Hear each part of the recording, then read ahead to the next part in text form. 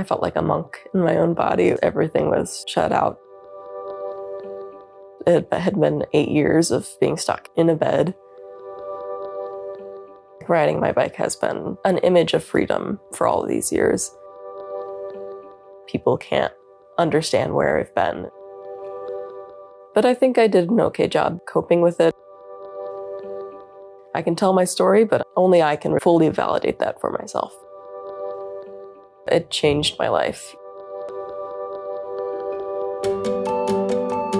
Welcome to Make Visible, the podcast shining a light on complex chronic illness.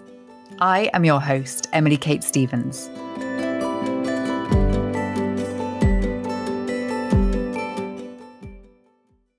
Welcome back to our latest episode. Jez, how are you? I'm quite tired today at the moment for a few different reasons, but all of them chronic illness related, as is the way. Overdoing it a little bit, pushing it a little hard. Well, yes, but so some of it's temperature. So I've just got back from a holiday in the south of France with family.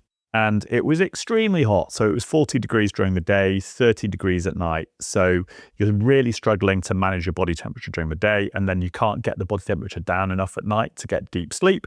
So you're really carrying fatigue there. Families are complex things sometimes, and especially if you've got complex chronic illness. So that is not necessarily a zero stress environment. I also had the temerity to go go-karting whilst I was out there for 10 minutes. And I think I've managed to crack a rib. So what that means, I don't mind the random pain, but what it means is that anytime you're in bed and you try and move to one side or move at all in bed, you've got the worst pain. It wakes you. Yeah. So you don't get deep sleep because you can never get comfortable. So I feel like I haven't slept properly in about 2 weeks. So I'm quite tired, but I'm hanging in there. How about you? How are you? Well, I feel like I've been building myself back up recently. After I had that back problem, I really reduced the amount of exercise I was doing. So I have been just trying to not push in a stupid way, but just push my body slightly further. So lift a little bit more weight, try and actually get a more diverse exercise regime, because a lot of the time I walk and I do yoga. So I'm trying to mix that up a bit. And it's been going relatively well. I've been swimming in the river Dart in the gorge and all sorts of fun. So this week we are bringing you an interview with two people. If sometimes you wonder how certain of the practitioners to whom we speak, who are very, very conversant in these complex chronic illnesses, you, I imagine like me, sometimes will question, how did they become so fluent in the conditions, or how did they become so expert? And one of these people is one of my favourite guests ever, Amy Mooney, who is an occupational therapist who not only helps people with complex chronic illness, but she goes around the world to educate practitioners, OTs, in how to help people. And this interview today with her and her daughter will go some way to explain how someone like her has developed such an empathetic understanding. Her daughter, Lizzie Mooney, it is going to be her 21st birthday, the day after we put this episode out. And from the entire team at Visible, Lizzie, I would like to wish you the happiest 21st birthday and tell you that I think anyone listening to your story will be so incredibly proud of you for getting to the point that you have got to today.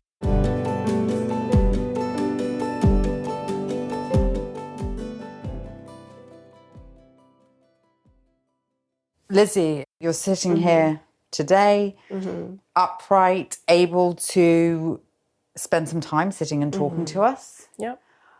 But that has not been your situation over the past 11 years.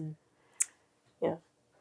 Tell me from your perspective, in your own words, describe some of what happened to you. Yeah, so it's been a difficult 11 years. And you are now? I am 20. Soon 21. Yeah, I got sick when I was 9. Just it felt like all of a sudden. I remember the morning I woke up and I was like, this isn't right. But I think I was kind of going down energy-wise over the few months before. So it was a really difficult, I think it was about maybe a year before I got a diagnosis.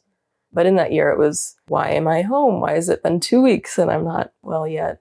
Surely I'll be fine by 5th grade and all these things. And it was a lot of not being believed, thinking it was purely mental health and by doctors. And even at that age, even at an age where as a kid, you would have thought that you're a kid who wants to play and be involved and be out and be active and be social. Yeah. Even at that age, you were... Yeah. Yeah. It was, is she depressed? Does she have anxiety and all these things? And there was some investigation into, like, we went to all sorts of doctors and none of them really had answers for me, but besides get her back in school, Here's a note. Here's a note to go back to school. And so it was just a lot of, is this real? Am I making things up to stay home or something like that? Did you start questioning yourself? Like yeah. And those questions would remain even years after diagnosis. It was just like, why is this happening to me?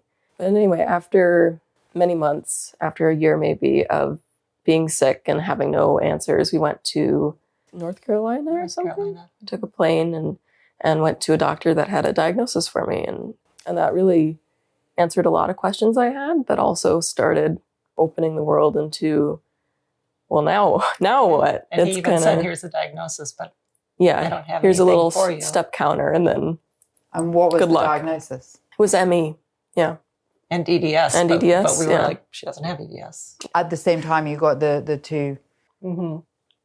He saw it, we didn't. Yeah, I mean, we didn't know exactly what it should look like, but the ME at least fit a picture. Yeah, and that we had already kind of known it. That's why we went to him. Okay, yeah, I don't remember a lot of that first year because it's kind of blurry, but. And you were 9. And I was 9. In the first few months of getting sick, I was definitely stuck in bed. I improved a little bit. I was able to go to maybe 30 minutes, an hour of school over 5th grade a few times a month, and I'd come home and I'd be crashing and all these things. And I had a tutor at home. So it was just not a great educational experience besides my tutor. But by the time I was in 7th grade, I became so severe that I could not leave bed or have my tutor. So I was about 11 or 12, and that's where I was for all of my teenage years, just in bed. How do you handle that as a child when you knew what life was like going into school and being with friends? How did you handle any of that side of it? Yeah. Everything that got taken away from you. It was really confusing. I think the first year of being severe and bedbound, I was in such a detached space. I was dealing with so many symptoms that I just sort of could not fathom the world around me. And I didn't really have friends that would come and bring in the world. And so I was kind of just like, well, this is where I have to be resting. So, yeah. And you also then kind of opened, even though people locally were very, very supportive, they didn't know what it felt like to have this type of illness. So there wasn't a mutual understanding. It was just sympathy.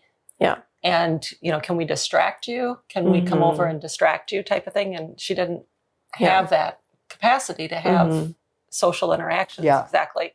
So you did reach out and found international. In 2020, I made my first international friends. This was a couple years after getting severe, so I was able to be online a little bit. I made friends in England and in Finland and Australia. With other people that had understanding. Other children. With other young adults with ME. I was usually the youngest by a couple of years, but I was very supported in group chats and one-on-one. How about what it was like as a parent to know what your child should have been experiencing during that time, aside from your own grief and pain of what you were having to go through? How was it? We tried to keep things normal as a family. I mean, it's really, really hard, and there's a whole lot of dysfunction. And Lizzie is the middle child. So there was a lot of seeing her brother do things that was you were angry, and you were seeing a lot of his growth. And then you were seeing your younger sibling grow. Hit the milestones that I didn't get to. So those that was difficult. Those were traumatic. And I think that's a different type of grieving that children with this pediatric ME and long COVID with post-exertional malaise experience, is that it's the grief of losing your potential, and not necessarily, I mean, adults lose so much of what they were, but for kids, it's what could you have been? What were your dreams? And that piece of it, Lizzie stopped at 9 of creating those dreams and riding your bike and doing things. And sorry, but I think it's the piece that gets overlooked, that it's not necessarily focused on for kids, that we still have to really help them come up with what your interests are. Yeah. So that's where we focused a lot of our attention, is just trying to make things as normal as possible. And still, like, you can do anything you want in your life. It's just that education will be slightly delayed, meeting those milestones of graduation. So what if it's a couple years delayed? Or let's look at, what other things could happen or not, or maybe different goals are in sight. So figuring out, like, Lizzie has so many skills. She's a master seamstress and knitter and guitar player. So it's kind of focusing on other interests. Some of those things are often things that people are encouraged to do if you can do activities that are mindful but not cognitively exerting. Yep. But I would have thought that maybe guitar, out of those, is quite a lot for your system to handle, both in terms of the sound and in terms of the cognitive load. Talk to me about the things that you chose to do, presumably during that very severe stage, and you ended up, when you say bedbound, it wasn't that you were in bed most of the time and then would get up and do things occasionally. You had to be horizontal. Yeah. It was, so I was bedbound for 8 years. 4 of those years I was maybe able to stand transfer to get to the commode and those things. But when my jugulars were completely compromised, it was 4 years of completely flat, could not raise my head above at all, like above my hips whatsoever. What would happen? My pain would become, I've had chronic head pain all this time, but it became positional when my vascular system sort of compressed even more. And so I would just explode into pain and be stuck in a horrific pain cycle for weeks on end if I raised my head above my hips. So, yeah. So during that period, was even raising your hands, was that okay? Or were you able to do any kind of activities during that time? Yeah. So the first 4 years of bedbound, I was like, I couldn't do any hobbies. The most I could do was sometimes text my friends. But as soon as I was locked, like flat, I had some surgeries that I had a cranial cervical fusion, and that made my jugulars worse, but made me crash much less. And I was just at a better baseline, I think, when I was flat. So in those 4 years, I started to improve with my auditory and my sight and all that stuff. I was able to text for longer. But anyway, yeah, I developed hobbies in that time. I was able to raise my hands and do a lot while being completely glued to bed. I think it was 3 or 4 years ago, I started playing bass while bedbound. And so I had it, on my belly, and I had a little supporting thing holding it up, and I would just play in bed. And the same thing with the sewing machine. I'd put it on a lap desk over me and just sort of sew with my feeling. Yeah. So with that extra energy, I was able to do a lot, still stuck in bed, and still there's only so much you can do, even with adaptions. It's difficult. It's a difficult life. Yeah. It's incredible to hear you talk about that and then see you sitting here today in a very EDS posture. Yeah. Talk to me about how it feels to just be in your body, but now that you are able to move around. Yeah. So I started being able to sit up again after many surgeries. So in 2023, I think it was, I was rolled out of bed, taken onto my family. We had bought a stretcher, put that stretcher in the back of a van and drove me 15 hours to North Carolina for a vascular surgeon. And he diagnosed me with very severe jugular stenosis. And so that was kind of a reason for the pain. Finally, we went all those years without any reason for my pain. And so after that, we went back home. And then he diagnosed you, but you didn't have anything, there's nothing that you could do to treat it. He had a plan, but he wasn't the first person on the list. Mm-hmm. So it was, here's the diagnosis, but I don't do this first step. Yeah. And so some months of hellish recovery later from that diagnosis trip, we did the same thing, put me in the back of a van on my stretcher and drove more than 17 hours out to Denver, Colorado. And that's where I had my decompression surgeries, or one of them. And just to sort of explain that, Amy, I don't know, Lizzie, if you want to explain it, what the reason for the compression is due to the EDS or due to floppy vasculature? So we don't know exactly all of the pieces, but because of connective tissue vulnerability in the tissues, the veins can be floppier. You know, the structure isn't it's almost like a wet straw versus a plastic straw. And that tissue kind of softens or changes. But also Lizzie had chronic inflammation that laid down possibly scar tissue around the outside of the vein. So it was kind of squeezing it, which we didn't know was there, and it's not able to be picked up on imaging, that was also kind of suffocating that structure.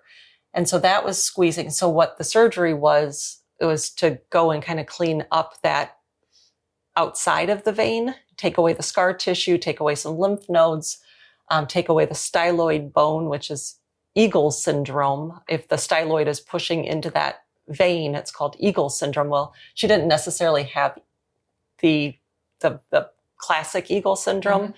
So he just took the bone anyways, just to open up that space.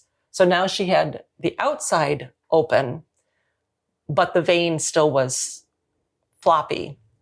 But he wanted to make sure that it was open and live with that for a little while. And maybe that was enough. And so we went back home after that surgery to recover. And it wasn't exactly. Again, 17 hours driving. Yep. Straight through in the back of the van on a stretcher. Came back home and waited for a couple of months to see how the symptoms would change. And it wasn't changing. And so then we went back to the original guy in North Carolina, and that's where the stents were put in. And that opened it, and that was good. So that opened the one side, but didn't get you upright yet. It did. In April 2024, I think, the first jugular was done. That's when I started to sit up. So having one side done so you said there that the tissues were suffocating the vein, and essentially that is what was happening to your brain. Is that right? Yeah, that's right. When you tried to sit up, the blood in the brain wasn't able to drain. So it's almost like when you're upright, it squeezes, and we want in a healthy body, we want those veins to close a little bit, because otherwise all the blood leaves our head. And so when she was upright, it was squeezing too much. And so that was almost like a balloon being overinflated. And so that's what she was feeling, was that pressure, her eyes bulging. You know, you wanted to push everything back in. Yeah.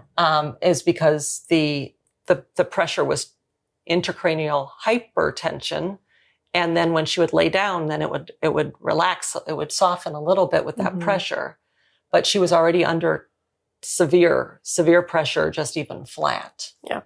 And so just by opening that vein and letting the blood flow, at least she had some release valve that the pain or the pressure could release, and then she would have a little bit less pain.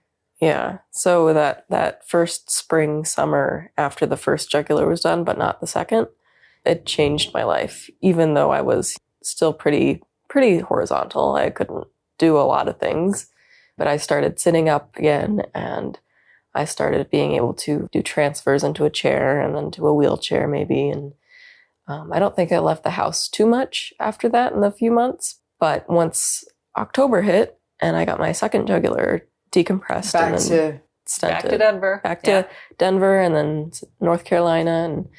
And once I got both of them done, it was really revolutionary. And here I've been in the past year and a half.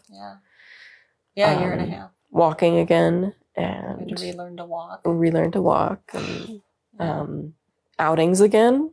You know, it had been 8 years of being stuck in a bed. So relearning the world and social interactions and enjoying nature again and all those things. Yeah. Wow. You spent a lot of time when you were in isolation, rest and everything, visualizing like what driving down the road felt like, or you would go on mental trips, wouldn't you? Yeah. You would visualize going downtown our little village and going different places. It was important to me that I didn't forget the outside world and what it felt like to ride my bike to school. Riding my bike has been an image of freedom for all of these years.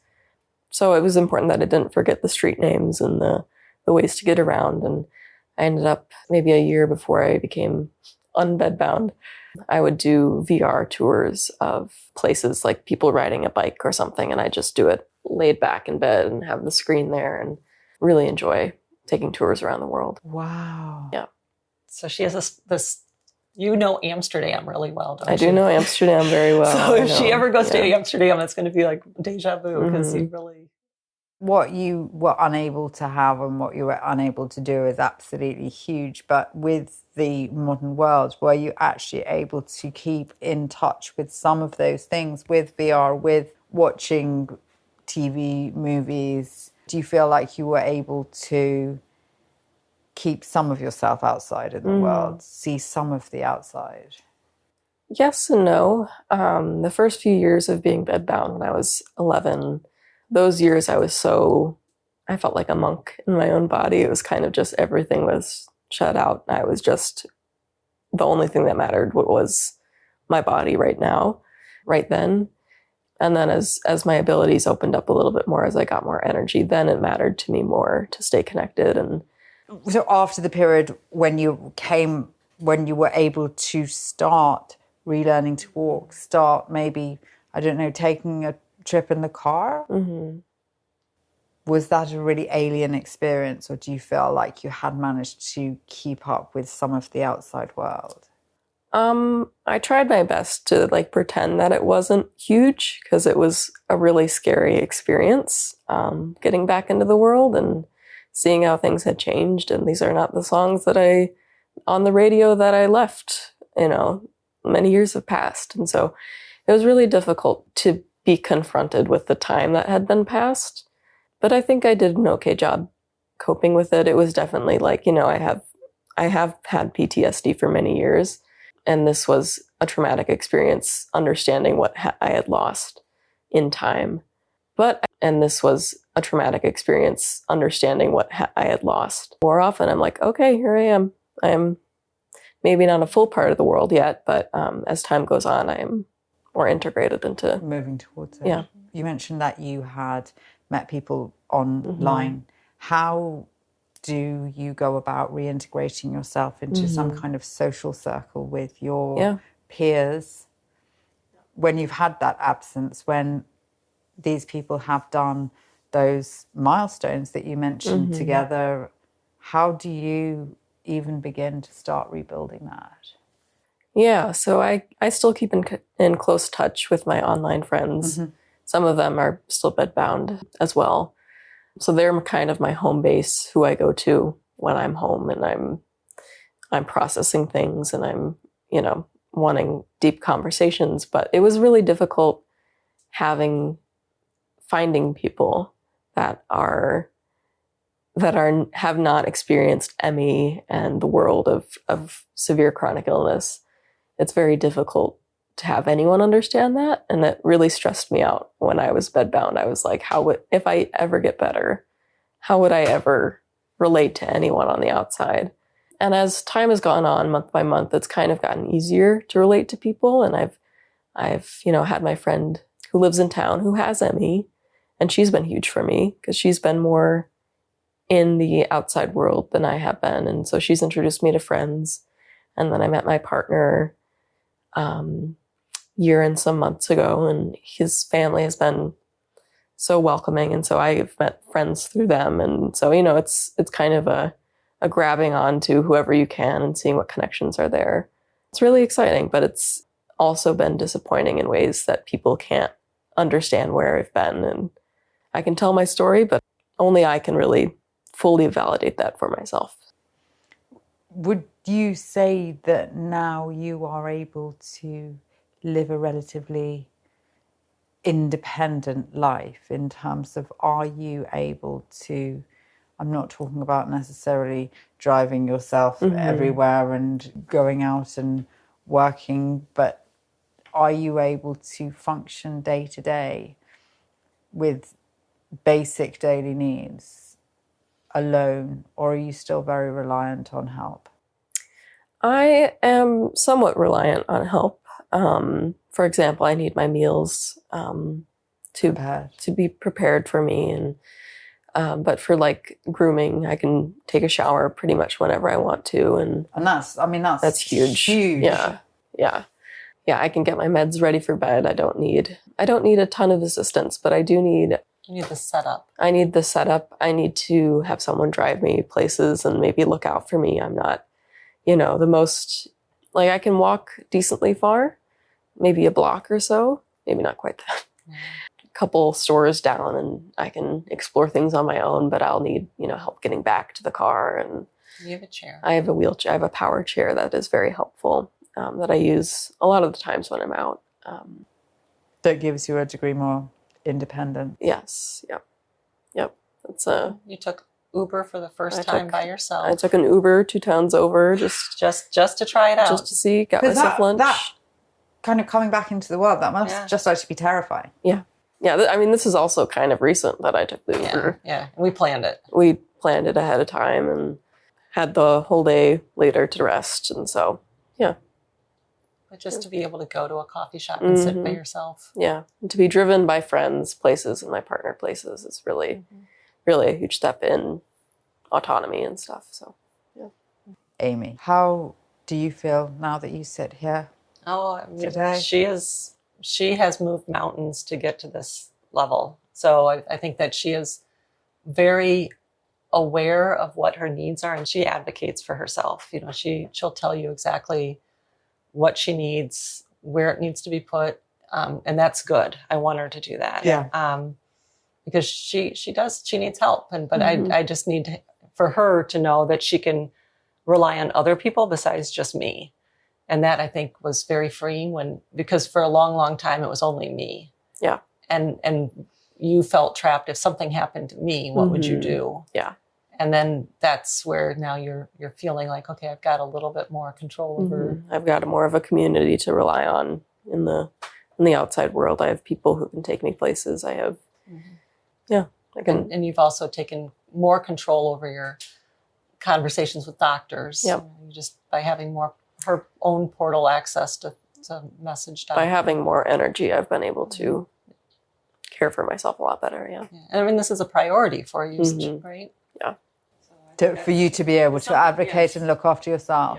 Because some people don't, and that's fine. They don't need to. I mean, trust me, my other kids probably don't, but for her personality, she wants it. So it's just it's a growth.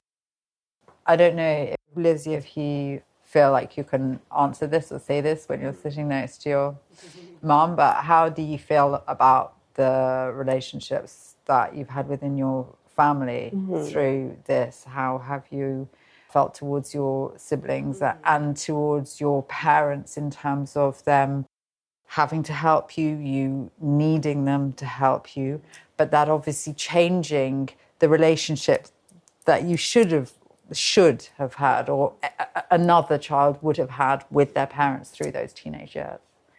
It's been difficult having sibling relationships with my younger sister and my older brother. My brother became a caretaker for me, caregiver for me in ways when we were doing the travel. So relying on him, and then my little sister, who, is living a very, fun teenage life right now, driving and stuff like that. That's still difficult to see all these years later, but I think it was the losing relatability in my siblings was very difficult for me, and that was pretty immediate as a 9-year-old. Because up until that point, you'd just been playing with your siblings. I had been an equal to them, and I had been, I could run just as fast as my brother and all those things.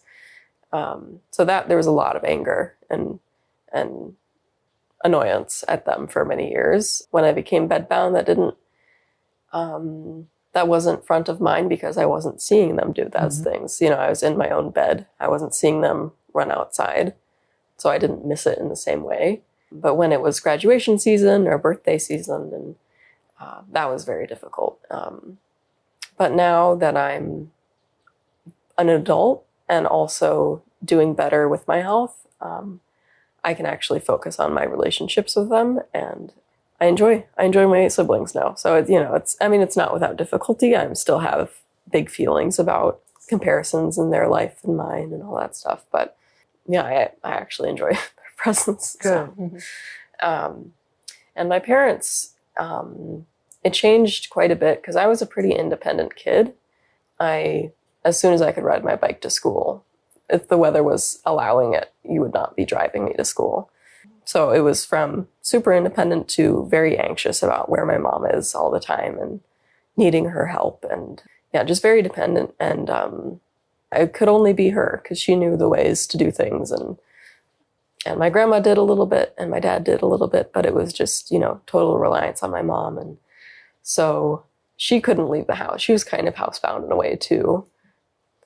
But when I started improving, I think that's when our relationship became a little bit more separate, less codependent.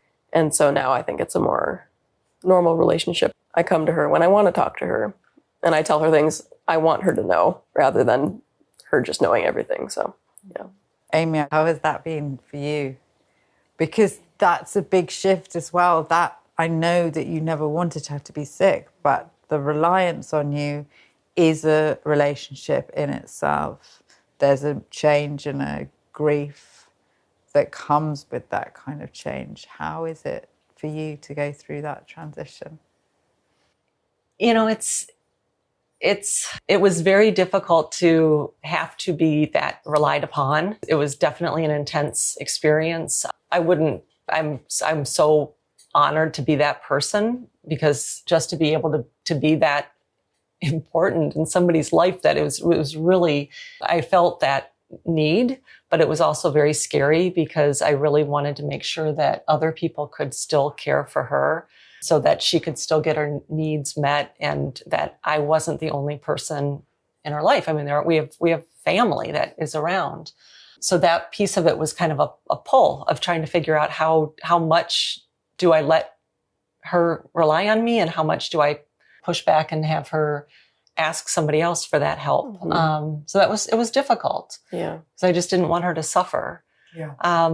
But as things have changed and her health has improved, I mean, I'm so proud of how hard she's worked, and she's made things happen for herself.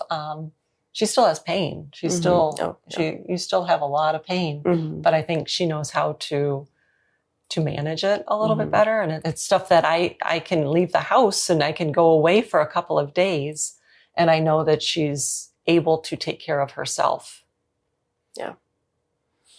I think, when I was pretty severe, it was the energy of having a different caregiver was like having to...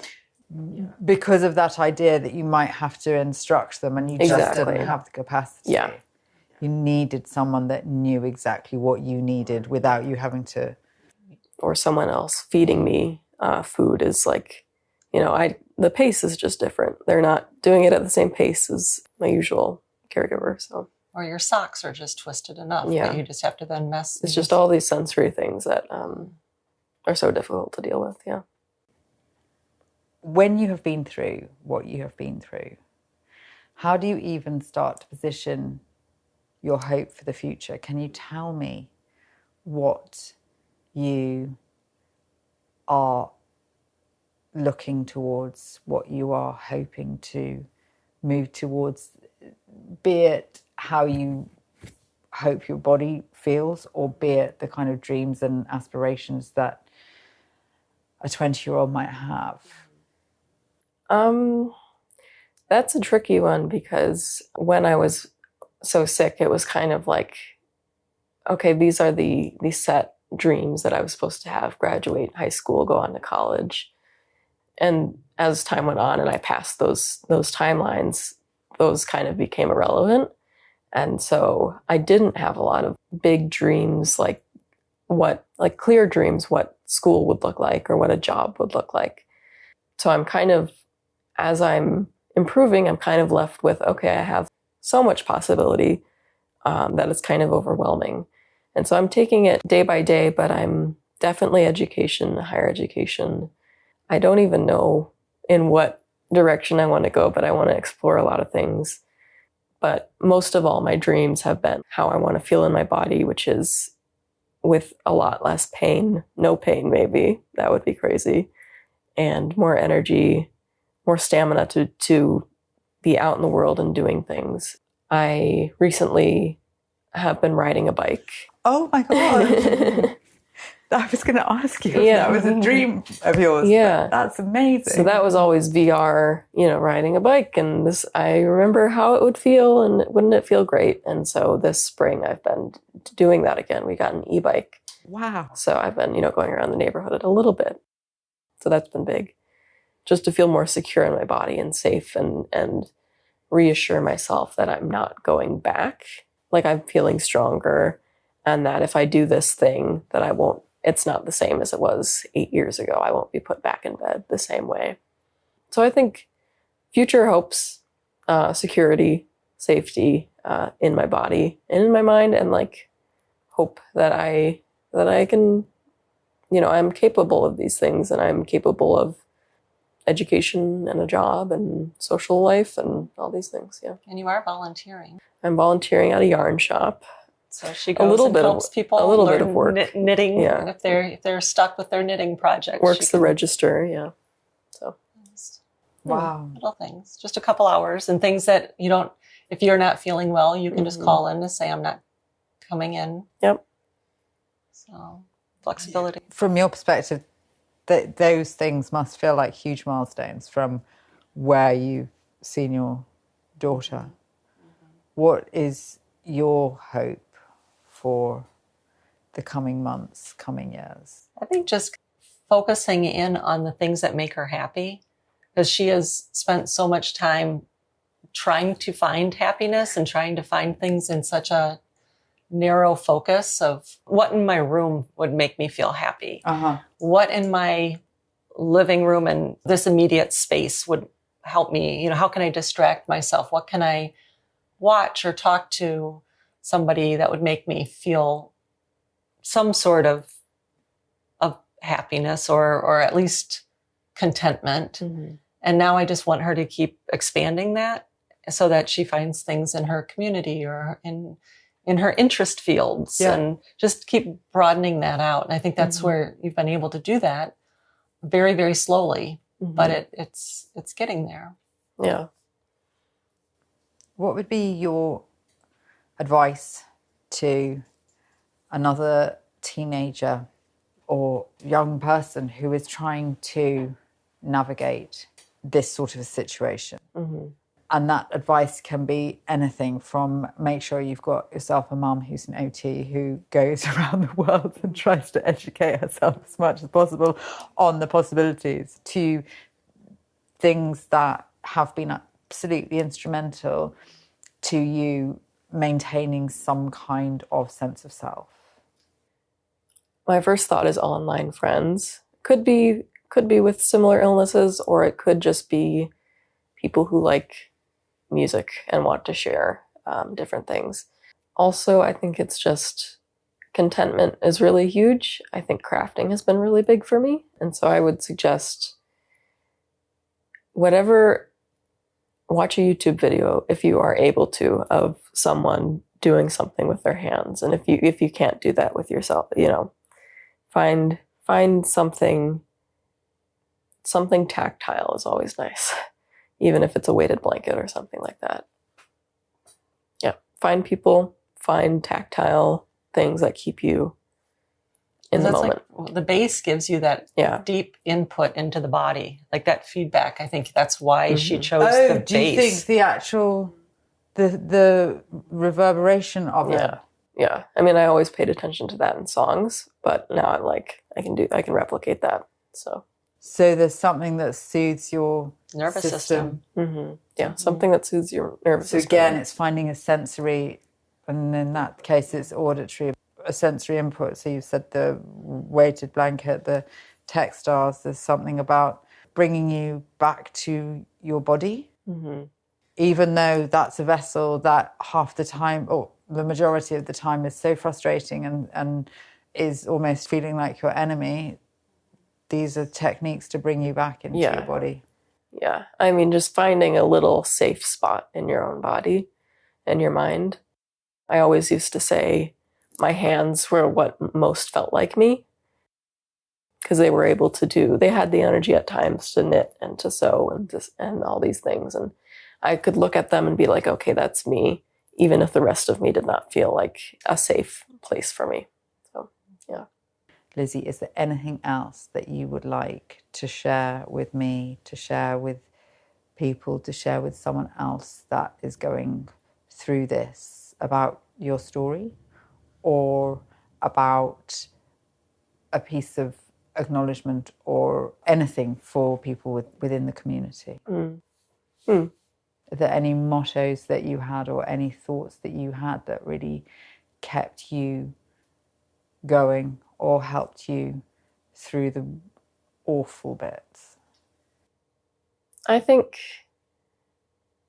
searching for contentment has always been the biggest. Like, I don't need to be pain-free this second to find contentment in myself, in peace in myself. I can exist with these symptoms and still be a whole person and still feel like a new version of myself.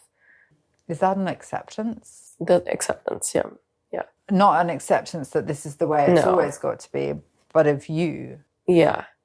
Of just sitting with yourself and being okay with it. And that takes a lot of time and effort to just have neutrality. But I think it's the biggest thing in my life right now that's keeping me whole. A favorite phrase of mine when I was very sick was always, "It's never so bad that it can't get worse." So just it's not like, please be grateful of what you have now. You don't have to be, but it's kind of like, it is what it is right now. It's yeah. Amazing. Thank you so much, both of you, for talking to me today. Yep, thank you. Been a pleasure.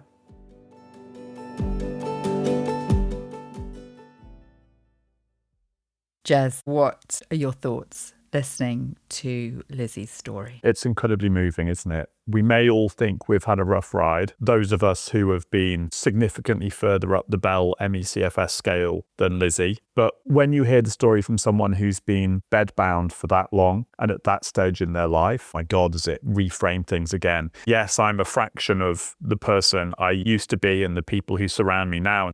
And so you perpetually compare yourself to them, but we don't tend to accept and sort of feel as grateful as we could for what we do still have compared to what others who suffer with complex chronic illness and how severe they can be and just how restricted their life is. Listening to that interview, I just had the hugest amount of empathy for Lizzie and for Amy for having gone through this. Every single part of that process, watching your siblings hit the milestones that you never get to as you're growing up, your entire teenage years being spent in bed. It's hard enough dealing with even mild to moderate ME, CFS as an adult, but that degree of severity as a kid, how can you ever be equipped to have the emotional resilience and maturity to deal with it? And I think one of the most amazing things is how intelligently and eloquently Lizzie talks about it. You wouldn't have guessed that she hasn't been to school since the age of 9 or 10. Wow, what an incredible story. So many thoughts. So it was so tough for her, and I was so happy to hear that she was able to even have an hour's conversation with you sitting up, because that would have been unthinkable a few years ago. One thing that I wanted to caveat, I want to highlight the fact that Lizzie's move towards a more stable and functional place is an entirely unique and personal story. And I really don't want anyone to listen to this and suddenly go to their doctors and tell them, I need to go and have this operation. What happened with Lizzie will not be the answer for everyone else. It is a completely personal journey to navigate. And I would love it if people can look at this and take hope. There are ways in which you can actually discover potential treatments or potential things that can help alleviate some of your symptoms. But that is not to say everyone with ME/CFS or EDS can go and demand these things that Lizzie had. I wanted to leave in a certain amount of the detail because I do think this idea of this floppy vasculature in EDS is something that is very important and is something that could be a consideration for many people. And I know that a lot of people with these conditions will see their healthcare practitioner, and that practitioner doesn't necessarily have experience of this condition or the potential routes to some of the symptoms. So I just wanted to highlight that is very, very much Lizzie's personal situation and not something that is going to be a universal fit. If anyone's interested, I did make a video about craniocervical instability that's on my YouTube channel. So if you think some of Lizzie's story might apply to you, there's a lot more information in an interview we did there, which might just give you a bit more understanding about where that fits into EDS and fits into POPs and, you know, everything else. It is a small subset of those suffering with ME/CFS. If you have EDS, it might be worth looking into. But it's actually a huge area for research. And I know that the Complex Disorders Alliance has actually just set up an entire cranial cervical instability program to research it, because it might actually be more prevalent within these conditions, but it needs research. Completely agree. So rather than talking about the unique stuff of that interview, I want to talk about something that I think is much more applicable to everybody listening if they suffer with complex chronic illness or specifically ME/CFS. And that is something that Lizzie said about how some local people were incredibly supportive but didn't have any understanding. And that is to say that even the people who do have sympathy and empathy for you, the good ones, that is, the people who really do take an interest and are curious and do believe you, they still don't get it, and they can't get it because the experience itself is so alien to normal healthy people who may have had the flu or broken a leg or normal people type problems, health problems in their life, that there's no frame of reference for them to understand what it's like. You know, the comment that Lizzie made about how the idea that the only safe part of her body was her hands. How can you understand that? I couldn't have understood that if you have a body that just operates for you the way it's supposed to. Always done the way it's supposed to. Yeah. And when you can't trust your body and the way it functions and its reactions to things, the impact of that is so deep and so fundamental on a psychological and emotional level, as well as the obvious physical one. That's where it's so hard to get support, especially from physicians who haven't taken a really deep interest in conditions like this, because medical literature doesn't cover that. There isn't a chapter in your medical degree textbook on only being able to trust your hands. Yeah, and yet a 21-year-old is sitting there saying that her hope for the future is safety and security in her own body. Quite profound, isn't it? It really is.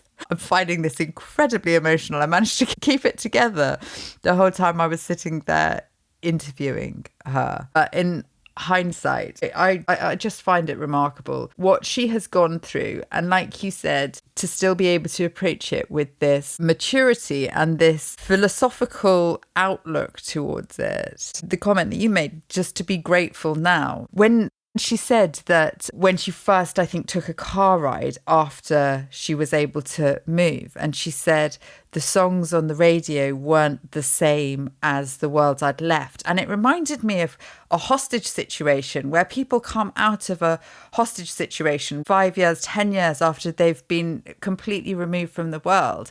and that reintegration into society. And I thought, well, that's essentially what happened. She was taken hostage, locked into her body for that time. And I think she did incredibly well to try and expand her mind and her experience through the sort of VR and things like that she accessed. But that idea of that must just be so traumatic to come to and find a different world. Do you know the Mel Gibson movie Forever Young, Emily? I think I've seen it. This is quite an old one, isn't it? It's from the 90s. He's a World War II pilot who somehow wakes up. Is he a World War II pilot? He somehow wakes up in the present day and suddenly realises that 50 years have gone past and he's out of place, out of date. I haven't had a pop culture reference in a few episodes, so I thought I had to squeeze one in whilst we're on the topic of coming out of deep hibernation. Well, on that front, particularly the image that she clung to of what freedom and health looked and felt like, which was just riding a bike and actually being able to get back on that bike being able to feel those sensations again. And thank God for e-bikes. They get a bad press, but if you've got complex chronic illness, they're the best thing in the world. I have one. That image of freedom, of her just being able to get on that, and I found it very hard to keep it together while she said that. I was so delighted for her. And so delighted for Amy as well, because she really does do so much to try and educate the community. And it was only through sitting with her and her daughter and them explaining together quite the extent of what she had to do to care for her daughter through such seminal years of her life. I already had utmost respect for her, but honestly, I was blown away by them, really. Me too. Thank you so much for having this conversation with me. I'm sorry I got so emotional over it. Yeah, an absolute pleasure. Thank you.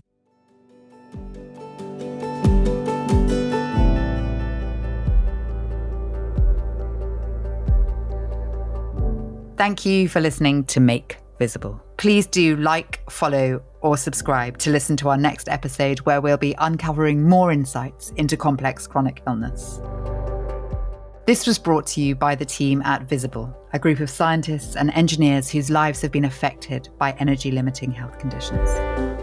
We're building wearable technology that's helping 100,000 people measure and manage their complex chronic illness. To find out more about what we're working on and how Visible could help you, visit our website at makevisible.com.